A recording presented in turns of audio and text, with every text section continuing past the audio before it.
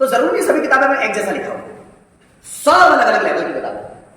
कुछ राइटर कुछ बातें कर रहे हैं, कुछ राइटर कुछ बातें कर रहे हैं, कुछ राइटर कुछ बातें, है ना। मैं क्या बोल रहा हूं, भगवत गीता में दोनों है स्ट्रेटेजी, कर्म कर फल की इच्छा मत कर। इसका मतलब क्या हुआ, किसी तो बह जा, जो तेरे मन में आ रहा है तो सब कर जा, बनाना नहीं बनाना वो मैं देख रहा। दूसरा क्या होता है कि अगर तू कुछ पाना चाहता है तो उसमें दिलो जान से जुट जा, कुछ भी करना पड़े वो करेगा ही, कुछ भी करना पड़े उसमें हिम्मत मत हार। अब ये कृष्ण दोनों ही बातें बोलते हैं, दोनों ही बातें क्यों बोलते हैं। जब भगवत गीता में अर्जुन की स्थिति डावाडोल होती है, पहले क्या करते हैं, अर्जुन विषाद योग रहता है। भगवत गीता का पहला चैप्टर है अर्जुन विषाद योग। उसमें क्या रहता है कि अर्जुन अपना विषाद बताता है, दुख, कि माधव ये सब मेरे रिश्तेदार हैं, मैं इनको कैसे मारूं, इनकी गोद में खेल कर मैं बड़ा हुआ हूं, मैं इनको कैसे मार सकता हूं युद्ध में। तो पूरा वर्णन विषाद योग का, पूरा वर्णन यही है, अर्जुन का दुख है। दूसरे में आता है सांख्य योग। सांख्य योग मतलब ज्ञान योग, जिसमें कृष्ण को ज्ञान देते हैं, ये कोई तेरा नहीं है भाई, कोई तेरा नहीं है, तेरी सिर्फ आत्मा तेरी है, ये शरीर भी तेरा नहीं है। जो तू जिसको समझ आ जाए तेरा खुद का शरीर तेरा नहीं है, तो दूसरे तेरे कैसे हो सकते।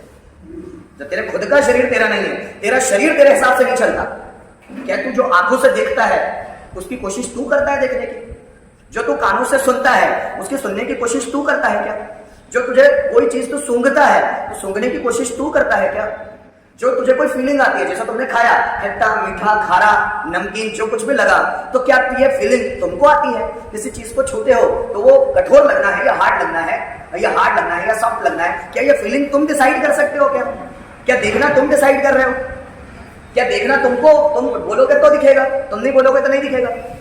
आंखें अपने आप दिखती है, इसमें हमारा कोई लेना देना नहीं कि मैं कोशिश करूंगा तो मुझे दिखेगा, ऐसा कुछ भी नहीं। आंखें देखने का काम करती है बिना हमारी मर्जी,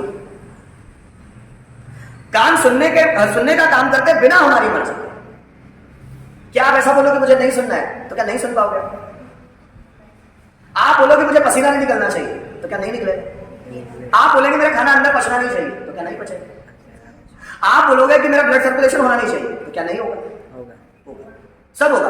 आपके मर्जी के बिना सब चीजें चल रही है ना। जब वो सब सिस्टमेटिक चल रही है तुम्हारी मर्जी के बिना, तो तुम क्यों मर्जी बना रहे। ये ऐसा प्रश्न होता है कि जब तुम्हारी मर्जी के बिना सब चल रहा है यहां पर, तो तुम मर्जी क्यों बना रहे हो, तुम डिसीजन क्यों ले रहे हो। जब तुम्हारी मर्जी के बिना सब कुछ हो रहा है, क्या पृथ्वी तुम्हारी मर्जी से घूम रही है, क्या हवाएं तुम्हारी मर्जी से घूम रही है, क्या तुम्हारी मर्जी से सूर्य निकल रहा है, क्या तुम्हारी मर्जी से पेड़ उग रहे हैं, क्या तुम्हारी मर्जी से पत्ते उसमें लग रहे हैं, क्या तुम्हारी मर्जी से फूल खिलते हैं, क्या तुम्हारी मर्जी से फूलों से सुगंध आती है, क्या तुम्हारी मर्जी से सब होता है। फिर इतना घमंड क्यों वाले बैठे हो कि मैं अपनी लाइफ बनाऊंगा, तुम्हारी मर्जी से कुछ भी नहीं होता, ऐसे समझाने की कोशिश करते हैं। पर इसका मतलब यह है कि हम कुछ भी नहीं करें, फिर आए क्यों। तब कृष्ण बोलते हैं महत्वाकांक्षी बनो। तुम्हें इस दुनिया में सब पाने का है, सब कुछ तुम्हें इस दुनिया में सब पाने का है। तुम महल बनो, राजा बनो, योद्धा बनो, इस दुनिया में हर तरह की सुविधाएं पाओ, इस सबका हक है तुम्हें। क्योंकि इंसान को यहां पीड़ित, कुत्सित, निराशावादी, फ्रस्ट्रेटेड, निराश होने के लिए नहीं आया, वो राजा बनने के लिए आया है, वो ऐश करने के लिए आया है, वो खुशियां मनाने के लिए आया है, खुश होने के लिए आया है, खुशियां बांटने के लिए आया है, वो यहां कमजोर या पीड़ित होने के लिए नहीं आया। तो तू महत्वाकांक्षी बन, लालची नहीं। इसलिए बोलते हैं महत्व आकांक्षा। इच्छा कर जो तुझे पाना है, उसकी इच्छा कर, लेकिन लालची मत बन। तो इच्छा कर और उस इच्छा को पाने के लिए कोशिश कर, पर उस कोशिश का फल कितना देना है ये मैं डिसाइड करूंगा, ये तू डिसाइड नहीं करेगा। तू सिर्फ काम कर ले कि ऐसा काम है तो तू काम कर ले, कि युद्ध सामने आया तो तू लड़ ले भाई। तू ये मत कि माधव में जीतना ही चाहिए, तू ये डिसाइड मत कर। तू तो सिर्फ लड़ भाई, तेरी ड्यूटी लड़ना है, तू लड़ बस, क्योंकि तू योद्धा है। अब अर्जुन बोलता है कि मैं सन्यासी बन जाऊंगा, भाग जाऊंगा युद्ध छोड़कर, मुझे तो युद्ध करने में कोई फायदा नहीं दिख रहा, तो तू योद्धा बना ही क्यों।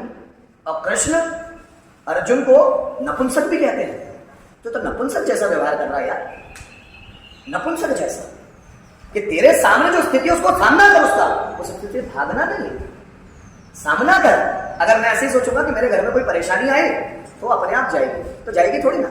महत्वाकांक्षा, मुझे इच्छा करनी होगी उस परेशानी को खत्म करने की। बहुत बार लाइफ में ऐसा होगा कि बहुत सारी परेशानियां, 100 में से 90 परेशानियां आपके बिना कुछ किए चली जाती है, पर आप चूंकि उसमें इन्वॉल्व होते हैं इसलिए वो आपको दुख दर्द देते हैं।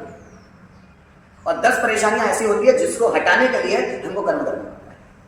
अब कृष्ण बोल रहे सामने युद्ध है, अगर तू युद्ध से भागेगा तो नपुंसक है, तेरी कोई ख्याति नहीं होगी, कल तुझे लोग बदनाम करेंगे, अपमानित करेंगे कि भाग गया युद्ध छोड़ के भगोड़े, तब इससे ज्यादा पीड़ा होगी। इससे अच्छा लड़ते लड़ते मर, वो चलेगा, तो लड़ते लड़ते मर। इसलिए हम बोलते हैं ना कि काम करते करते, मेहनत करते करते अगर आपकी मौत भी हो जाती तो अच्छी है। पता है क्यों? क्योंकि फिर अगला जन्म जो होगा ना आपका, एक योद्धा के रूप में होगा, एक कर्म योगी के रूप में।